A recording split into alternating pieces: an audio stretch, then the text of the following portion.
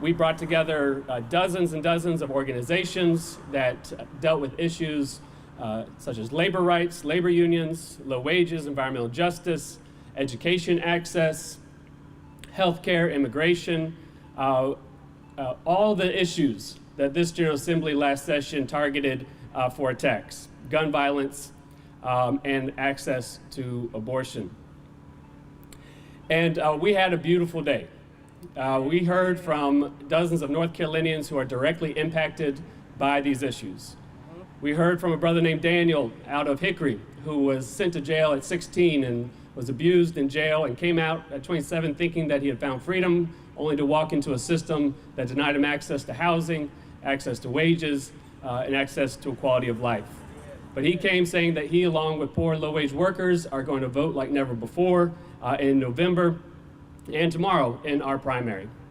And so we said on Saturday that we'd come back today to deliver our demand letters. And we were joined in over 30 states simultaneously on Saturday across the nation for this mass assembly. And each of those states today are back at their state legislators delivering these demand letters.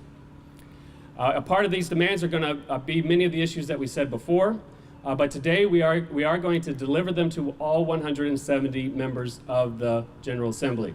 Y'all ready to do some walking? Yes. And navigating our General Assembly can be difficult literally and figuratively, so we will be learning on our way. Part of what we also said on Saturday is that we are coming back. Right. That when the General Assembly comes back on April 24th for the short session, we will be here. That North Carolinians will welcome them back to demand that they fix all the things they broke and address the things they ignored. And many of those things are going to be life and death situations. We know that they made it easier to get a gun. That has already resulted in more gun violence in a state where gun violence is the #1 cause of death for children.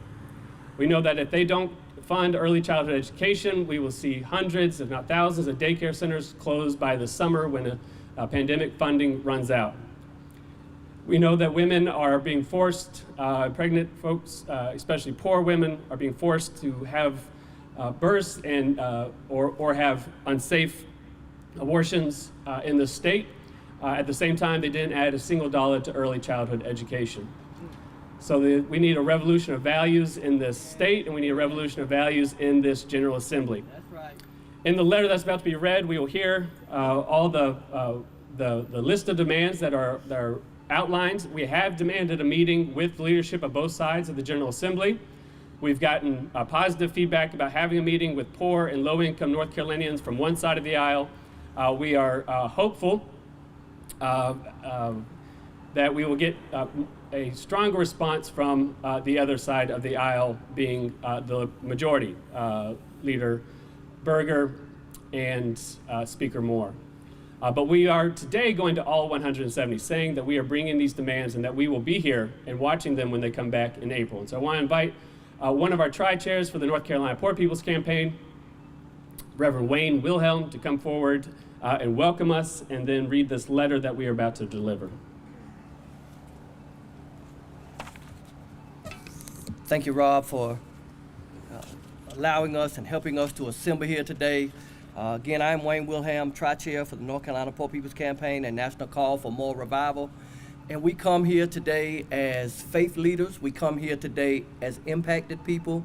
We come here today as advocates to stand together and to stand with one another, to serve notice on this General Assembly, to stop this policy violence that continues to hurt all of us. So we've come here today. We welcome you here. Glad to be here as we serve this notice today. Dear members of the North Carolina General Assembly, Poor People's Campaign and National Call for More Revival is a national campaign organizing poor people and low-wage workers, along with our moral allies, to challenge the interlocking injustices of systemic racism, systemic poverty, ecological devastation, and the denial of health care, militarism, and the false moral narrative of religious nationalism. Over 40% of the nation, or over 135 million people, are poor or one emergency away from economic ruin, which includes 61% of Hispanics, 59% of Native or Indigenous people, 59% of black, 36% of Asian, 32% of white people. We account for 1/3 of eligible voters nationwide and over 40% of the electorate here in North Carolina. And yet political campaigns too often have ignored our pressing concerns, and in this election year, we aim to change that. Right.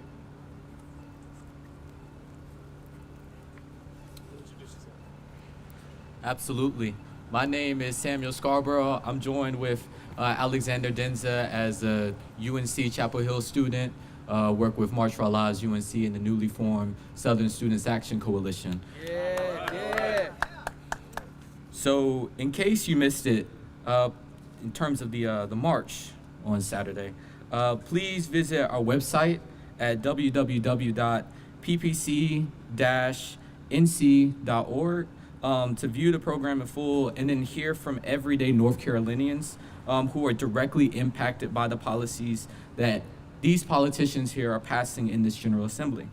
When the richest country in the world, the richest country in the history of this world, might I add, allows poverty to become the 4th leading cause of death, while billionaire wealth and military spending are skyrocketing, we are in a moral crisis. Yeah. In this country, there are 52 million people who earn less than $15 an hour, which includes 47% of black workers, 46% of Hispanic workers, 20% of Asian American and Native Indigenous workers, 40% of working women, and 50% of working women of color. That's a damn shame. We do not have a scarcity of resources or a scarcity of solutions to end this crisis. Instead, we have a scarcity of political will. That's right. To end this moral crisis, we need a third Reconstruction That's right. that builds on the transformational history of the first Reconstruction following the Civil War and the second Reconstruction of the Civil Rights Movement. Two periods during which multiracial coalitions of people impacted by social injustice joined together and achieved significant strides toward racial and economic justice. Yes. In the attached fact sheet that we have, you will find more information documenting the conditions poor people are facing every day in our state that point to the need for bold policies and, as we're calling, for a political will to shift in this State House here today to address this crisis affecting so many North Carolinians. Amen.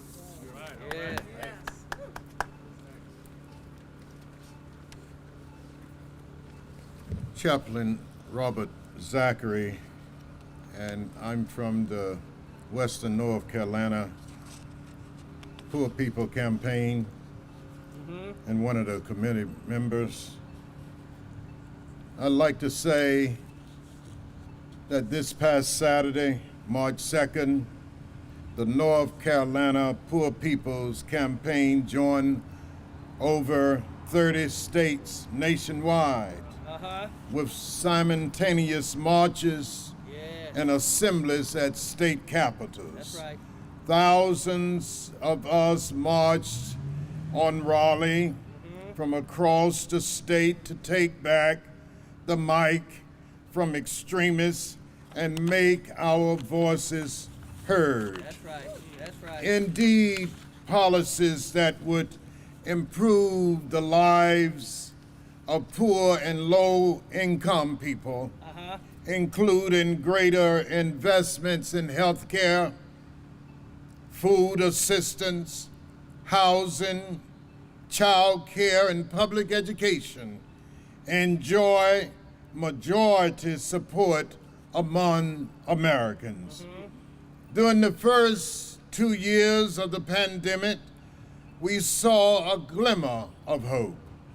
Expanded public investment effectively induced poverty, particularly among children, proving that poverty is a policy choice. That's right. But when elected officials allowed pandemic programs to expire, poverty levels immediately began to rise again in every state. That's right. We also witnessed that since 2020, there have been over 1,000 voter suppression bills introduced across all 50 states, including 2 massive voter suppression bills passed right here in North Carolina with the purpose of making it harder to vote. That's right. You have to have the power to change public policies Uh-huh. that can be fundamentally in poverty and protest the right of all. That's right. We know the power state houses have in impacting policies, which is why we demand abolishing poverty as the 4th leading cause of death in the United States. That's right. Living wages, Uh-huh. full and expanded voting rights, Yeah. ending voter suppression, guaranteed workers' rights and labor rights, Yes.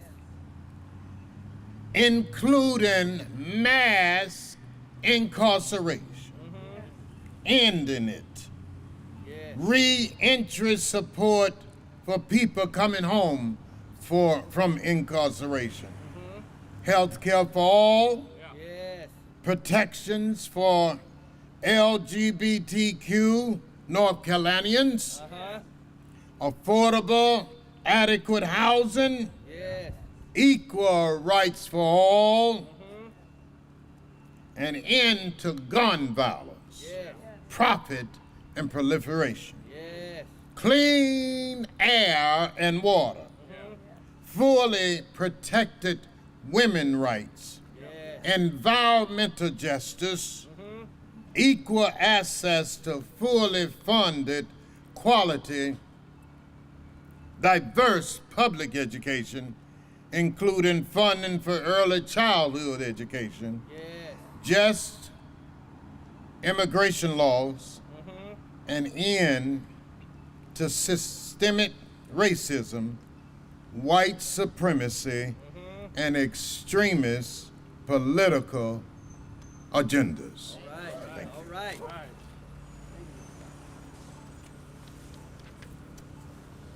I'm Josephine Scott Dorset, native North Carolinian. Grew up on the eastern part of the North Carolina in New Bern, North Carolina. I've lived in Raleigh more than half my life. And I'm here to call on this fine group of legislators and all elected officials to use the power of your position to fully address these injustices Yes. and realize the nation we have yet to be, where we can all thrive and realize our true potential. Today, we are delivering this letter to all 170 members of the North Carolina General Assembly. A few weeks ago, we asked the leadership of both sides of the aisle to meet with poor and low-wage North Carolinians, faith leaders, and moral allies ahead of the short session to discuss our priorities. In those meetings, we look forward to discussing the details of our agenda and hear how your leadership plans to address poverty as the fourth leading cause of death. And finally, we are organizing to bring the people most impacted by your decisions back to Raleigh in April to welcome you back to the short session and demand an end to extremist policies and the policy violence against poor and low-wage North Carolinians.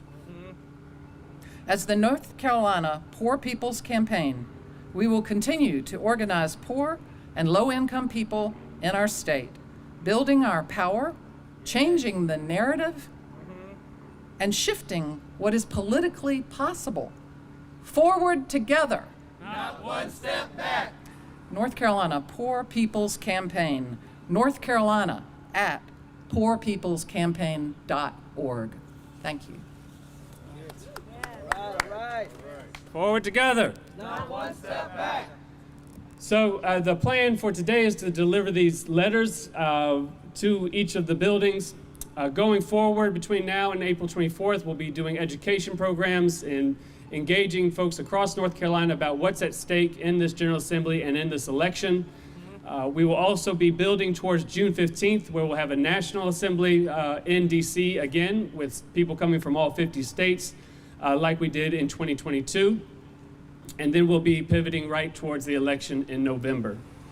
And so as we close this down, I want to give an opportunity if you have a question at all, and then we'll wrap up and get moving.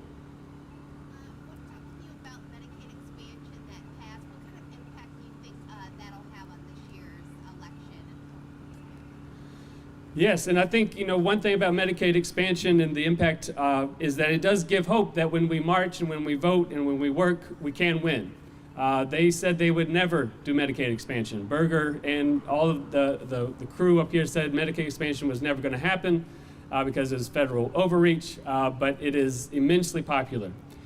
Their policies are not popular. What they do is they use hate and fear and division to stir up people's imaginations about one another. When we look at the polling, our policies are popular.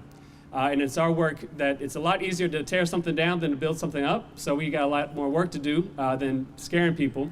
But we also know that at the federal level, that's why we're going to D.C., is that we're going to lose just as many, if not more, people from the Medicaid rolls because of the end of pandemic funding. And so it is a great victory that we do want to claim, and we want to encourage folks to go and get signed up for Medicaid. There's countless stories of the life-saving ways that it's impacting people right now, and holding also that we have to keep on pushing because everyone doesn't still have health care. We don't have universal health care in this country or in this state. And so we do want to remind people that all this is important tomorrow too, that tomorrow is election day, and we need people to get out to vote, to work the polls, and that while there's not a high-profile presidential primary that is getting people enthusiastic, there are some critical elections in the primary that are going to impact who's going to be on the ballot in November. All right, forward together. Not one step back. Let's go inside together. Not one step back.